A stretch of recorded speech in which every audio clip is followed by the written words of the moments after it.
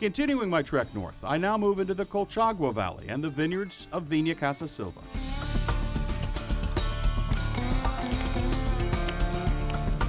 This is Casa Silva's Los Lingas farm, about 300 acres of mainly Carmenere and Cabernet Sauvignon.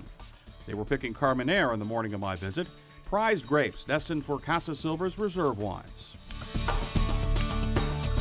Casa Silva has 4 estates. Los Lingas is at the eastern end of the Colchagua Valley, closer to the Andes and thereby cooler. Casa Silva likes that, especially for Carmenere. A cooler climate affords a longer growing season, allowing the grapes to ripen more slowly and evenly, giving them rich and complex flavors and aromas.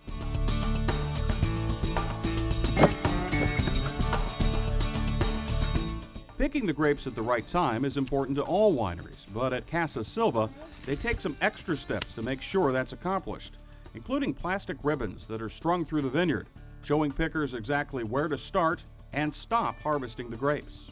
And we harvest same small plot, perhaps 1 hectare, we harvest this hectare in 3, 4, 5 different opportunities because we are permanently investigating in laboratories when is the perfect moment to really pick up the grapes to develop the best possible wine and to take all the potential. This is the key point.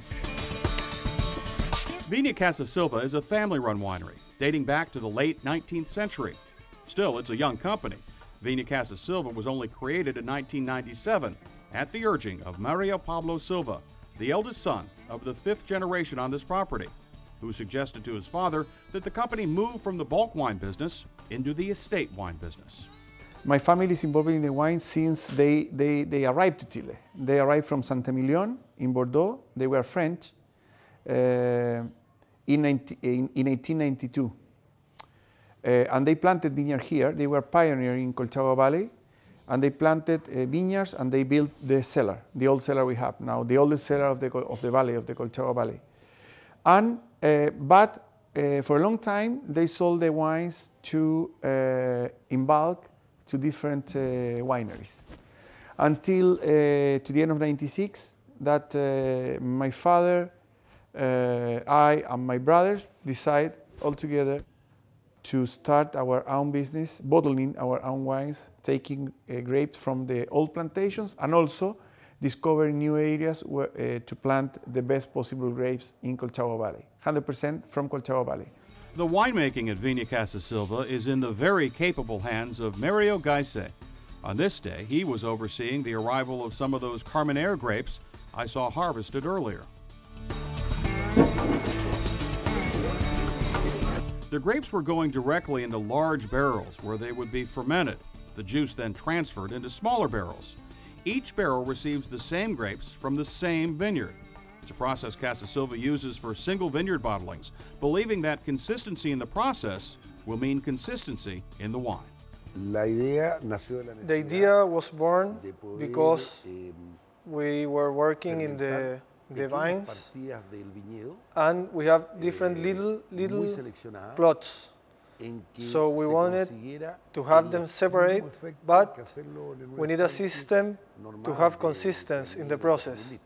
So that's why we produce these 500 liters barrels, to have each plot in each barrel and to make sure that the wine that we're making is the same for every plot. And now, one of the parts of my job that I love the most, tasting the great wine. There were 2 Casa Silva wines before me on this day, both 100% Carmenere. The first came from Los Lingas. What do you think? Tasting I think this wine is have very high fruit, red fruit, and also it's very good balance. That was good, but the second Carmenere, a selection of the best grapes from the best vineyards, was outstanding. There's an expression in the United States that you are a two-fisted drinker, which means you want a glass in each hand. That's what I would have to do with these, because they're so good. Cheers.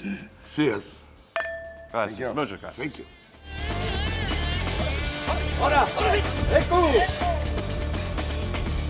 Did I mention they also like their horses at Vina Casa Silva? That's Silva himself practicing for the upcoming Vintners Chilean Rodeo. In addition to the rodeo, they have a polo pitch and a show jumping course adjacent to the winery. At Vina Casa Silva, they take their horses and wine seriously. Well, this has been in our blood and horses in Chilean rodeo, in well, polo, and also jumping. This has been for a long time in our blood, and for us it's very important. It's part of the life. They hold rodeos, host polo matches, and provide riding lessons for children on the show jumping course. And after this, we decided also to open the rest of the facilities for the tourists.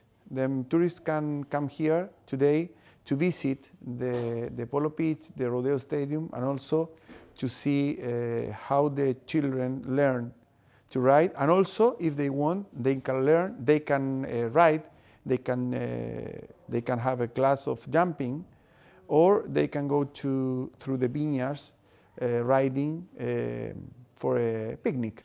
The idea of a picnic got me thinking about food, and they've got that covered at Vina Casa Silva as well. This is their boutique hotel, a handful of extremely comfortable rooms with a Chilean rodeo feel to them. Imagine that. The hotel also has a restaurant, one of the best in the region.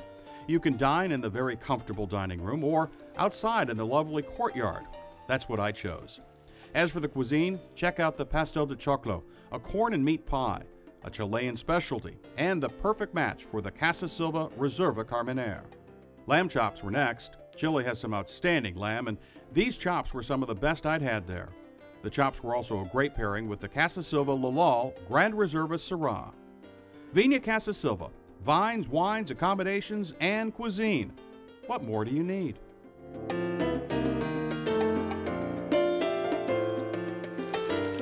And on that note, it's time for me to end my visit to Chile and this week's show.